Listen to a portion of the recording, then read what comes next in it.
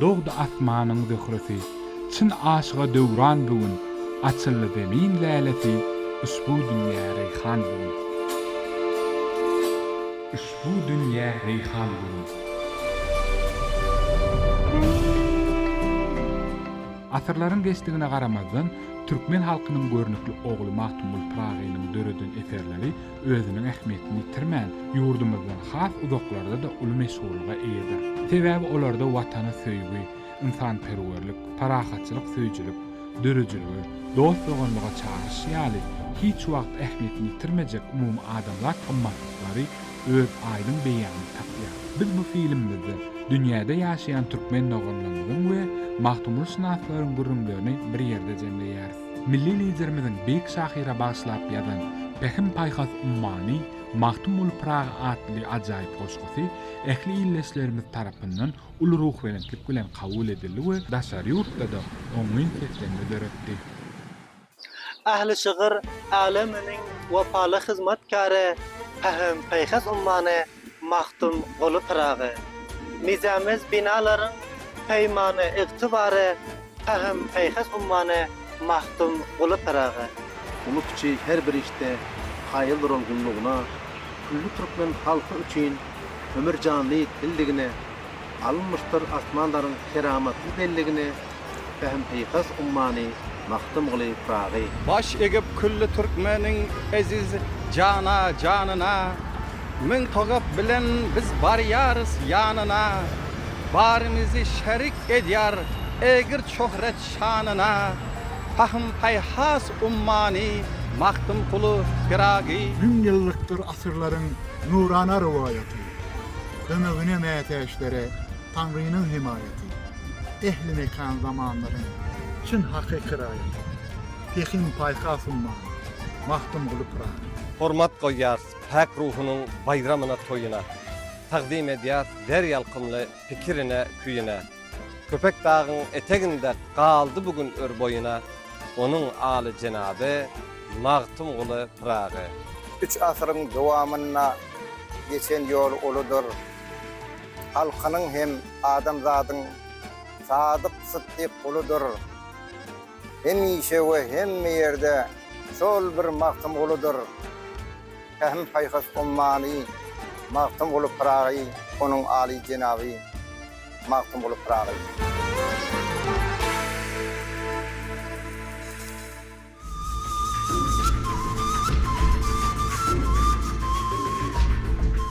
Ermeni halky Mahtumul Pragynyň dörejiligine hormat goýýar. Akyllaryň eserleri 1959-1983 we 2014-nji ýyllar Ermeni diline terjime edilendiginden bellemek bolar. Bu bolsa Ermeni dilini dol düşünip okumany uly mümkinçilik berýär.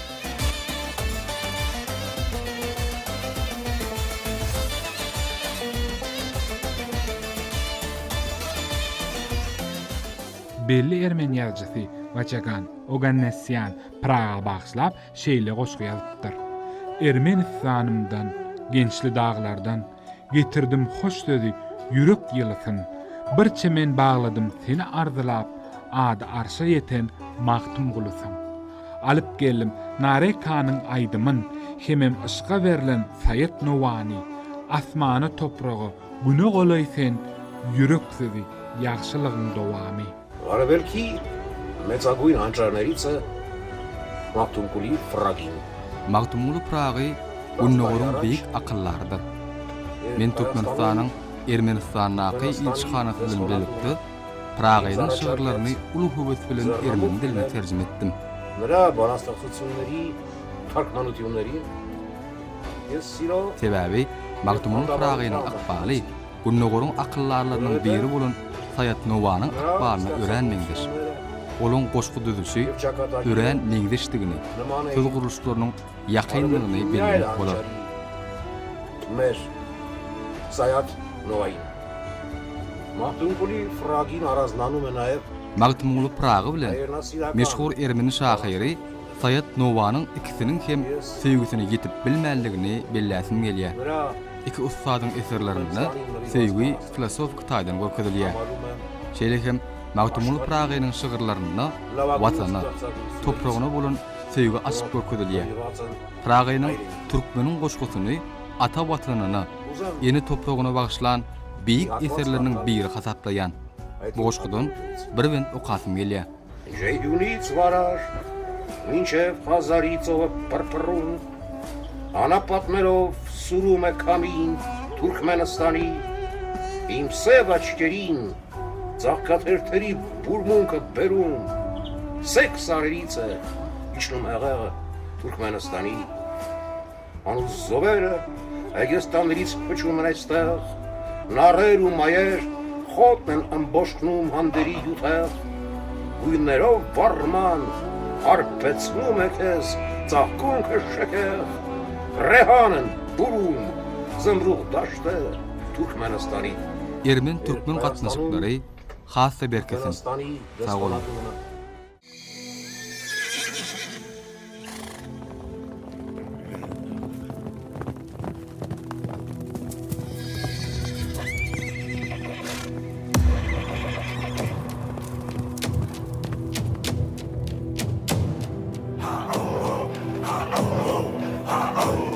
Mahtumul Pragi, Türkmen İran halklarynyň dostlugyny berkidýän beýik şahsiýetdir. İranyň Gülistan welaýatynyň owadyr şäherlerini Pragymyza hormatyň nişan hökmüni, heykellerini, Mahtumul Prag meýdanlaryny görmek bolýar.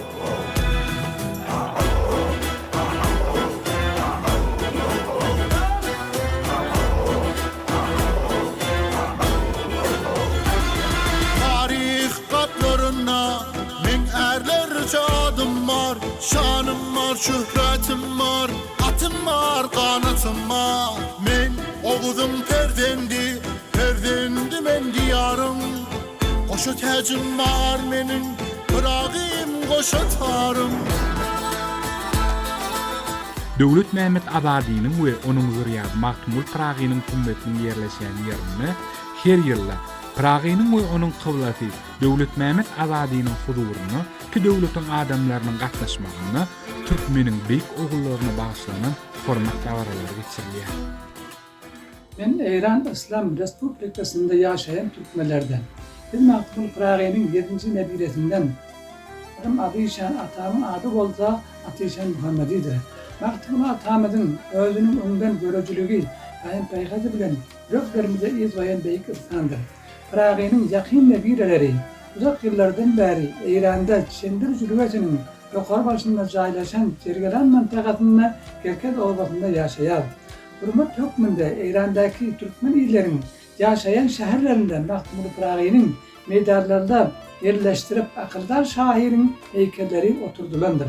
Bizim sebtimizde Döwlet Mehmet Abadynyň we hem de onuň durýady Mahtumul Pragynyň ebedi ýatan jaýynda hümmetiniň yerleşenini görýändir.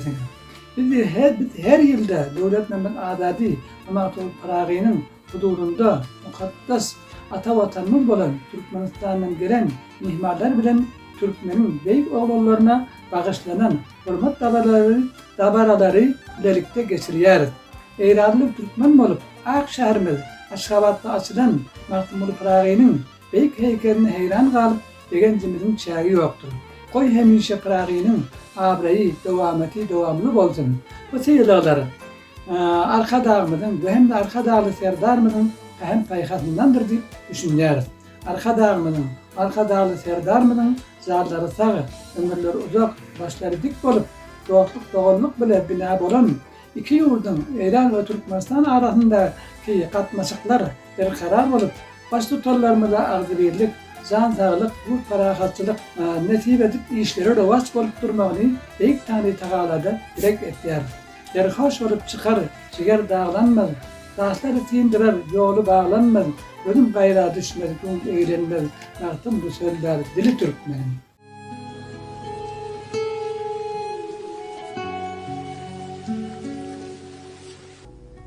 Mahtum hulu begligim yar jamaly guletdi. Wethaly umid berip yüz dilli bilbiletdi. Ayrılık oda salli farak turdi yeletdi. Işq çekey davanasın yakıp örtep kületti. Hicran farapi çalap yele savurdu meni. Mahtumoğlu Feragi 300 yıllık toyunu Türkmenler avuye işler bitirip doğrular. Mahtumoğlu Ulu Şahir'in şeyle bir peykerini yasadıp da Köpek Dağı'na yerleştirip öyüne cihanı köküdüptü. Sağ olsunlar, Türkmen için etyen aladaları, Türkmenin adını bütün cihanı tanıdıp hem Mahtumoğlu'nun davaralı toyunu tutmak için ulu işler bitiripti. Ceyhun melen Bahri Hazar arası çöl üstünden öser yeli Türkmenin. Gülğunşası, Kara Özün karası, Kara Dağ'dan iyiler siyili Türkmenin. Her yerde yaşasak hem Türkmenistan bizim ata vatanımız. Dünya Türkmenlerin begenyen, kuvanyan, biz İran'ı hem ata vatanımız var deyip, ulu bir adımız çıkarıp duran vatanımız var deyip, biz hemişe şoňa hoş arka dağımızın, arka dağlık kahraman serdarımızın canı sağ, başı dik alıp barayan işlerinin üstünlük kazansın. Bismillahirrahmanirrahim. Mahmud İran İslam Respublikasynyň Medeniyet we İslam gollanmasynyň eserler we buýsunçlar birleşiginiň başlygy Mahmud Şalowy. Mahtumoğlu Feragi az şairany Mahtumoğlu Feragi halkyň arasynda, esasanem hormatly elit türkmen halkynyň arasynda möhüm derejede bolan meşhur şairlerden biridir. Mardaman, xasse mardaman aziz we gerami Türkmen daşdy başy be hatyr şuň manylardan we düşünjelerden doly. Ähli adamlar jemgyýetleriniň arasynda agyz birligiň, söýgüýiniň, hoşniýetligiň we rehimdarlygyň habarçysy bolan sözleşi we takykyk bilen jemgyýetiň mümkin bolýança baglanşyk ugurlary bilen üpjüneden sunukdan nazardan seredeninde poeziýany we edebiýaty söýýänleriň köpüsi onu söýýärler. در میان آحاد جامعه فراهم بکند و از همین منظر هم مورد محبت و علاقه بسیار مردمان قرار بگیرد. Men Aşgabat şäherinde Mahtumoğlu Feragaýynyň heykeliniň we oň adyny göterýän seýilgäkiň açylyş dawrasyna gatnaşdym. Şahs Reis Cumhur muhterem Türkmenistan ham dar in ayin huzur peyda. Bu dawara ajaýyp we ýokary derejede boldy. Açylışa Türkmenistanyň hormatly prezidentiniň we daşary ýurtlaryň köp sanly durly derejeli medeniyet işgärleri, ýol başçylary hemde dünýäniň durly kunjuklaryndan edebiýat, poeziýa bilen gyzyklanýan adamlary we Mahtumoğlu Feragaýyny söýýänler gatnaşdylar. Açylış dawarasy beýik şahyryň şöhratyny görkezmek başardy. İran ve Türkmenistan do keşwer hamsaye. İran we Türkmenistan iki goňşy, dogan we dost ýurtdur. Mahtumoğlu Feragaýy şahsiýet iki ýurdun hökümetiniň arasynda doganlyk baglanşyk üçin esas döredýär. Medeni hepdeligiň, sergileriň we dürli çäreleriň döredilmegi bu gatnaşyklaryň ugurlaryny has güýçlendirýän we meýilnamalaryň bir ugur bolup biler. Hemişe dostluk bolsun. Mahtumoğlu Feragaýynyň eserleri geljek nesillere miras kalsın. Sağ olun. Bismillahirrahmanirrahim. Men İran İslam Cumhuriýetyniň Gülistan welaýatynyň Aqala şäheriniň etrafynyň ýaşaýjysy Rahmanoğlu Tumaç. Mahtumoğlu Feragaýy hakda aýdylanyna Mahtumoğlu Feragaýy biziň beýik büýsonjymyz, awraýymyz, dünýä derejesinde uly şahsiýetimiz.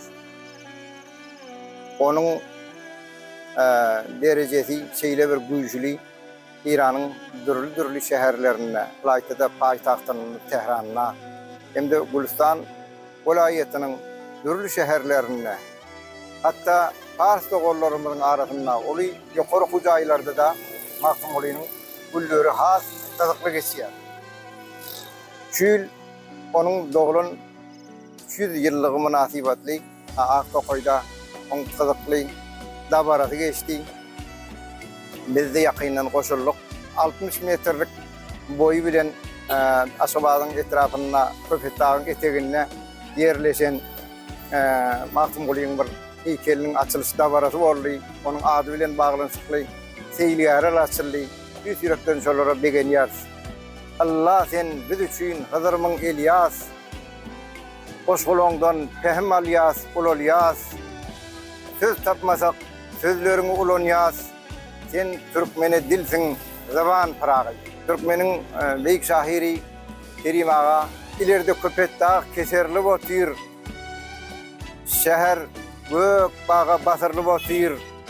Aşawa tegelik asyrly botyr. Yine 100 asyra gol berişim bardyr diýe. Dogrudan biz şuunky şäherin ak imaratlaryň salynanlygy, beýik heykelleriň oturdularlygyny, ajaýyp gözel şeýilgärleriň bardygyny gören bolsa näme diýerdi Kerim ağa. Bu zatlar häzir görenmäke ol şeýlerek aşawady wasfetip geçipdir. Bun älemi ank etýän gözellikleri göz gamaşdyrýan şäher, owdan şäher, biz hem şeýle şähere buýsanýarys, hem şeýle uly şahsiýetleri ýatlan bir dawaralap öldürüp durulan beýik adamlarymyza buýsanýarys. Mehriban arkadağımızın jany sag bolsun, ýaşy uzak bolsun, ata ýurdumyzdy etýän tagallalary talaşlary üçin biz buýsanýarys. Ki ýurdumda dogurlyk gatnaşyklaryna sebäp bolan adamlara sag bolsun aýtýaryn. Ýaşlar uzak bolsun. Gadymy Gadak topragy türkmen bilen Gadak halklarynyň taryhy umumlyklaryny jemleýär. Mahtumul Pragynyň dörejiligi Gadakstanda da meşhurdur. Hormat goýýat Pek ruhun bayramda toýuna, tazym edýät diýer ýalkymly pikirine küýüne, köpedan eteniň galdy bugün orboýuna, onuň alyp jenaby Mahtumul Pragy. Men Gadakistan Respublikasynyň Maňysa bilen ýaşaýan türkmeniň Hojumat Orazgeliç Balbekow. Biz indi bir näçe asyny bäri Gadakistan Respublikasynyň goýçy bolup ýaşaýardy. Ata-batamyzdan biz alysy ýaşasak da, dilimizi, depdesurumuzy asly ýitirmedik. Bu ýylda Mahtumul atamyň doglan güni 300 ýylyny dünýä ýüzünde ve Gadakstanda belinip geçirilýär. Beýik türkmen nusgasy we akyldar şahyry Mahtumul baý edebi mirasyny dünýä jemgyýetçilikde tanmak ugruny Gadakistan Respublikasyna işleri alınıp barylýar. Mahtumul Pragyň şygyrlary Gadakstanda söýülip okulan şahyrlardyr. Aýtatymyz Astanada şäherimiz esasy ulu şahy ýolunyň birini adyny Mahtumul Pragyň adyny göterýär. Biz Gadakstanda ýaşaýan türkmenler adak doganyny bolup muňa diýsin begenlik. Esasy aýçyk zatyn birim akyldar şahyryň halyçylygyny keşbili Gadak doganyny bu ýerde ýaşaýan türkmen ölüni görmek bolýar. Aşağı şäherine şahyryň 60 metrik beýik heykeli we Mahtumul Pragy medeni seýilbag toplumy açyldy. Bizim muňa hoş bolduk. Hem şu dostluk doganlyk bolsun, ýurdumyz parahat bolsun. Ahyrman ahydamyz, arkadaş edamyz janly sag, ömürli uzak bolsun. Mahtumul Pragy dünýäde bolşy ýaly Rus topragynda da hormatlanýar. Muňa mysal edip şahyryň heykellerini, adyny göterýän mektep, rus diline dürli ýyllarda terjime edilen kitaplaryny görkezmek bolar.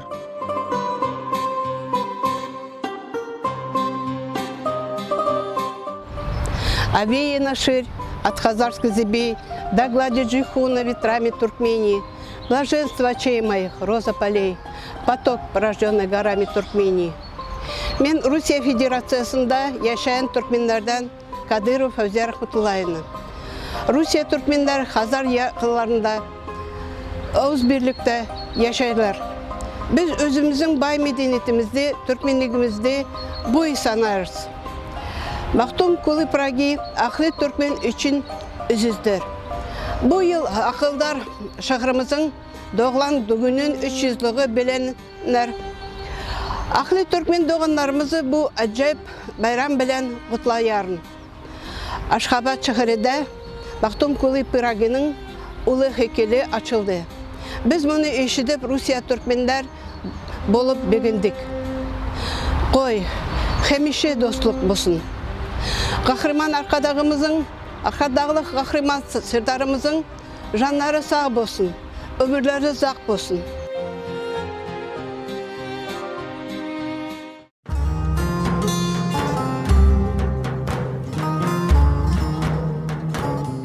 Ýalar ummani, gadymy Anadolu, akyllar şahyrymyzyň öwt ünlüleri ýokary kujaýlaryny giňden öwrenýär. Anadolu insany, pehin paýhasy ýugurulan fikirler döreden Mahtumul Praga hormat goýýar.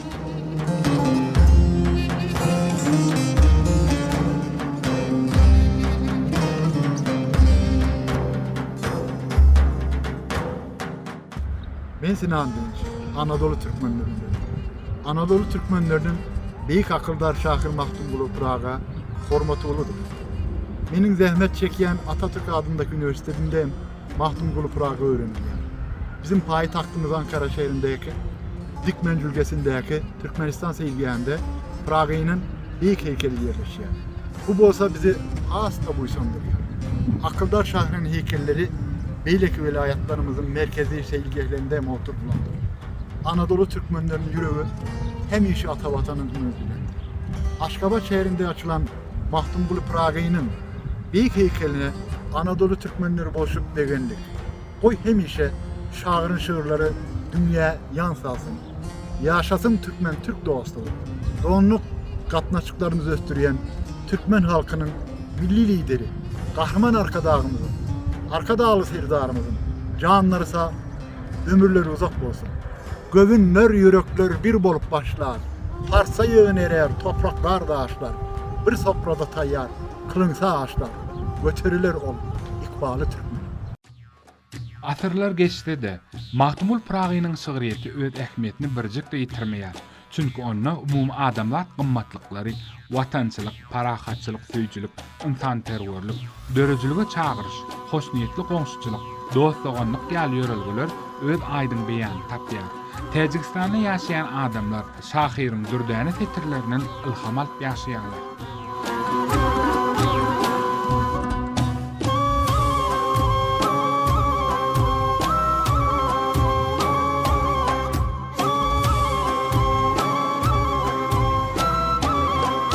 Men Tajikistanlı Türkmen Bekmuradov Döwran. Aşgabat şäherimiziň gün oturup böleginde Türkmenistanyň hormatly prezidentiniň we daşary ýurt mehmanlarynyň gatnaşdyklarynda Mahtumul Pragynyň ýadygarlygine hem-de Mahtumul Pragy medeni heýilgah toplumynyň açylyş dabarty boldy. Biziň Mahtumul Pragynyň bu ajaýyp heykelini we adyny göterýän selgahyň diýsen goýsandyk. Bu uluky Türkmen Tajik dostlugy barka berkeýär we üsýar.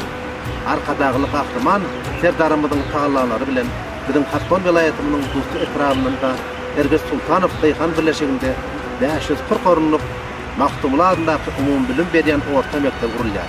Biz Tajikistan Türkmenler bolup muňa da diýsen buýsanýarys.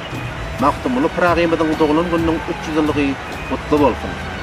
Goý güllüsün Türkmen Tajik dostlugy, dostluga sarpa goýýan Türkmen halkynyň milli lideri kahraman Arkadağymyzyň Türkmenistanyň hem-de Tajikistanyň dünýä başdanlarynyň janlary da ömürleri uzak bolsun.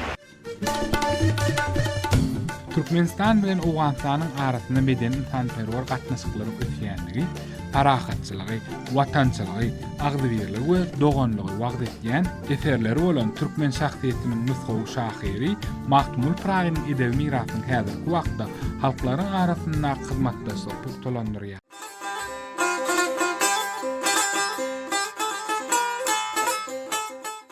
Mahtumul Pragy özüniň pähim taýhasy bilen dünýä meşhur akyldardyr.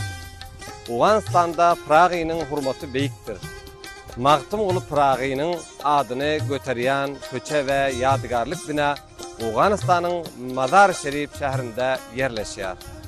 Beýleki türkmenleriň gowçum bolup ýaşaýan etraf şäherlerinde de Praga degişli ýadygarlyklar ýerleşýär. Akyldar şahyrymyzyň manily setirleri Awganistanda ýaşaýan türkmenleriň yüreklerinde baqy ýaşaýar. Hak sylamış bardyr onuň saýasy, çırpınşar çölünde nerim aýasy, reň-bereng gül açýar ýaşyl ýaýlasy, gark bolmuş reyhana çölü türkmeniň. Beýik akyldar şahyra dogulun gününiň 300 ýyllygyna bagyşlanan dabaralar, maslahatlar Türkmenistanyň Awganistanyň Mazar Şerif şäherinde ýerleşýän baş konsullugy tarapyndan ýygy-ýygydan geçirilip durulýar. Aşgabat şäherinde Köpekdagyň ajaýyp dağ eteginde Türkmen şahyry Mahtumul Pragy heykeliniň we bina edilen medeni seýilgah toplumynyň kurulmagyna Awganistanly türkmenler bolup hoş boldy. Awganistan halkyna, hususan da bu ýerde ýaşaýan türkmenlere etýän insanperwer kömekleri we döredip berýän şertleri üçin Türkmen halkynyň milli lideri, gahraman Arkadağymyza arka dağlı kahraman Serdarımıza köp sağ bolsun aýtjars. Canları sağ, ömürleri uzak bolsun. Maktum ulu Pragynyň abrayı hasta dünya yaň salsın.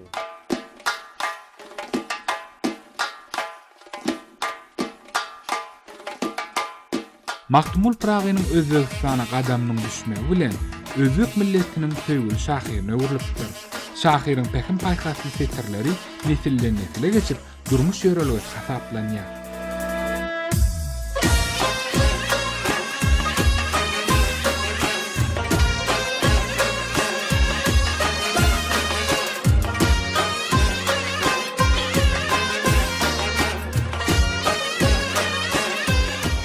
Muhtaram adamlar, aziz adamlar, Maktumkulu Piragi hususunda bugün biz Taşkentden turup fikir berýapmiz.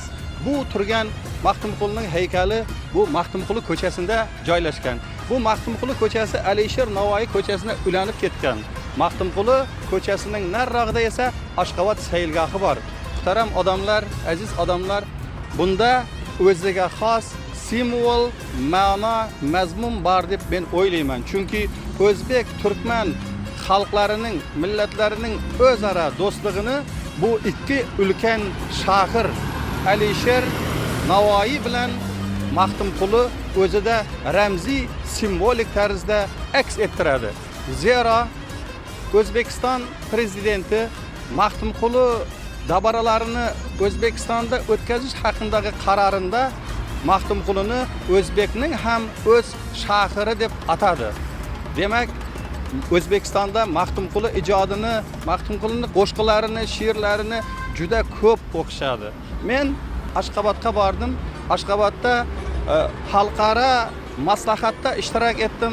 Bu yerde doklad etdim ve aynı damda Aşgabat şäherinde Maktumkulunyň ulkan bir heykeliniň ýadgarlygynyň açılış merasimini gördüm.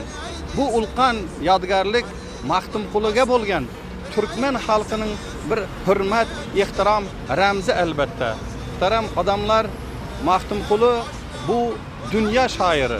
Maktumkulu dünyadaki, alamdaki birarta halkın, birarta milletinin şairinden, icatkarından kem bolmagan ülken, danışman, dana, feylesuf şair. Maktumkulu bilen bağlıq Özbekistanda juda köp bu yıl 2024 yılda dabaralar, tedbirler, çaralar geçirildi.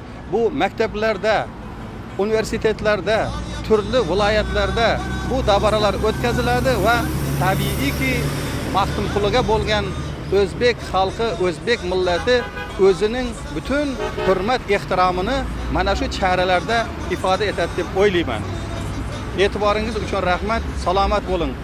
Koyunki Özbek Türkmen adabi aloqalari, dostluğu hamisha berdawam bolsun.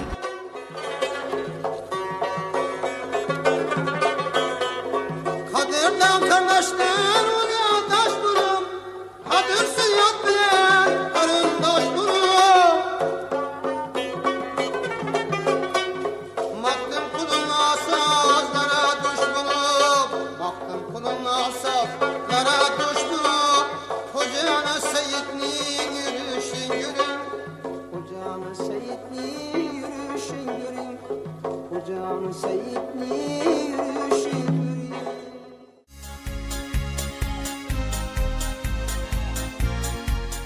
Ukrayn halky dörejülük işgärleri Maktumul Pragynyň dörejülüğini höwet bilen okaýarlar we öwrenýärler. Меня зовут Олена Михайловна Зубар. Я заведувач библиотеки имени Maktumkuli. Switchada merkezleştirilen kitapxanalar ulgamynyň Maktumul adyndaky kitapxananyň direktori Yelena Zubar. Biziň Kiýew şäherimizdäki kitapxanamyzyň içinde ýerleşen muzeýimizde Maktumul Pragynyň ýubiley ýylynyň başyna bede we amala sunugat eserleri hemde kitap önümleri, eksponatlar goşuruldy. Bu sowgatlar Maktumul adyndaky kitapxanamyzda türkmen nusxawy şahyrynyň mirasyny has giňişleýin öwrenmäge, ýaýratmaga niýetlenen muzey üçin bahasyna ýetip bolmajak gymmatlyklardyr. Завдяки Міністерству культури та президенту Туркменістану Сердару Бердимухамедову бібліотека отримала безліч Kitapxanamyzdaky muzeýe berilen sowgatlar üçin türkmen halkynyň milli liderine, Türkmenistanyň hormatly prezidentine sag bolsun aýdýan. 1969-njy ýylda döredilen Mahtumulu adyndaky kitapxanamyz köp ýyllaryň dowamyna Mahtumulu Pragynyň eserlerine hormat goýulýan ýeridir. Kitapxanamyz 55 ýyldan beri Kiýew şäherine okuwçylara hyzmat edýär. для музейної кімнати. Mahtumulu adyndaky kitapxanamyzda ýylda 4,2 ming okuwçylar gelýär. Mahtumulu Praga adyndaky muzeýde halk senetçiliginiň önümlerini, nepis dokulan haly önümlerini, Venanlaryň milli şaý teplerini, türkmen milli egin eşiklerini we baş gaplaryny, dutar, gyjak, gopuz we gargy tüýdük ýaly milli saz gurallaryny, şeýle hem Mahtumulu Pragynyň heykellerini kanybada dokulan we zehini türkmen suratkeşleriniň suratlaryny görüp bolýar. Kitapxanamyzyň kitap gaznasy Türkmen halkynyň milli lideriniň, Türkmenistanyň hormatly prezidentiniň kitaplary, Türkmen halkynyň görnükli şahyry Mahtumulu Pragynyň bahasyna ýetip bolmajak şahyrana mirasy barada kitaplar bilen dolduruldy. Pragynyň adyny göterýän kitapxanamyzda Günnogurun görnükli nusxawy şahyry Mahtumulu Pragynyň doglan gününiň 300 ýyllygyna bagyşlanan bilelikdäki dawaralar geçirýär. Men Nikolay Vaskov, filologiya ilmlarining doktory, professor. Kiýewiň Taras Şewçenko adyndaky Milli Uniwersitetinden rahmet çekýän. Pragynyň dörejiligi türkmen, türki dilleriň we dünýä şygyryýatynyň hazinasydyr. Bu ýyl türkmeniň görnükli şahyry we akıllary Mahtumulu Pragynyň ýubiley ýylyna bagşlanan dawaralar Türkmenistanda we dünýäde bilinilýär. Aşgabat şäherinde Mahtumulu Pragynyň beýik 60 metrlik heykeli Mahtumulu Pragy medeni seýilgäk toplumynyň şeýle hem dünýäniň meşhur nusxawy şahsiýetleriniň ýadygarlyklarının açylmagy ähli Mahtumulu şynaslar begendirdi. Постаттю Мактингули є також пам'ятник нашого Григорія Сковороди. Akıllaryň ukrain diline bir näçe şygyrlary terjime edildi. Kiýew şäheriniň merkezinde Mahtumulu Pragynyň heykeli bar we şahyryň adyny oturýan kitapxanada okuwçylara bir näçe ýyllardan bäri hyzmat edýär. Mahtumulu Pragynyň Ukrainadan onuň durujluk mirasyny öwrenjiler we terjimeçiler ul işler alyp barýarlar. Häzirki wagtda dünýä jemgyýetçiligi tarapyndan hem bilinilýän UNESCO-nyň şanly senleriniň sanawyna goşulan Mahtumulu Pragynyň 300 ýyllygynyň Ýewropada, Kiýewde meýilnama boýunça bilelikdäki şäherler geçirilýär. Şahyryň dörejilük mirasy, 80-den gowrak eserleri we bir näçe goşky destanlary öz içine alýar.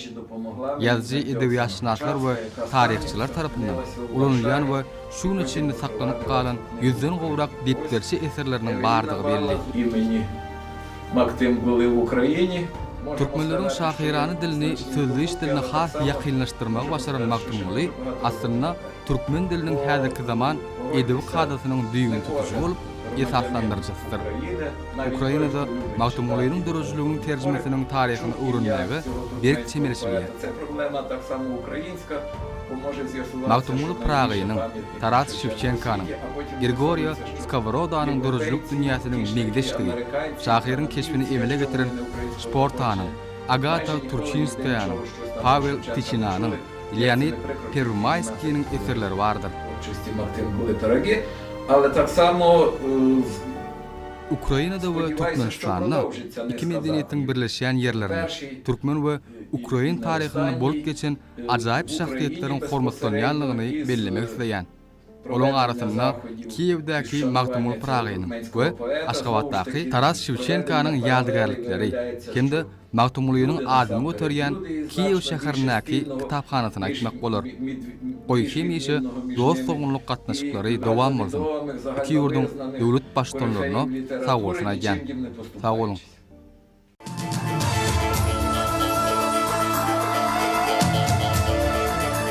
Mahtumul Pragi Türkmen halkynyň durmuş filosofiyasy, parasatly däpdesgulary, ýokary ruh adamkärçilik gymmatlyklary, berkarar gülläwesiýän döwlet hakyndaky arzulary meşhur watanymyzyň baýwy, köp ugurly şygyrýetini öz beýan tapdyr.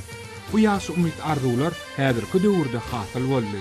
Mahtumul Pragynyň insanperwer pikirleri bolsa, garaşsyz baky tarap ýurdumyzyň döwlet siýasatynyň esaslaryny düzdi. Praga hormat goýýan Türkmen halkynyň milli lideri, gahryman arka dağly gahryman serdarymyzyň jan sag, ömrü uzak bolsun. Pragynyň at awry mundan eýläpde jahana ýaňsalsyn.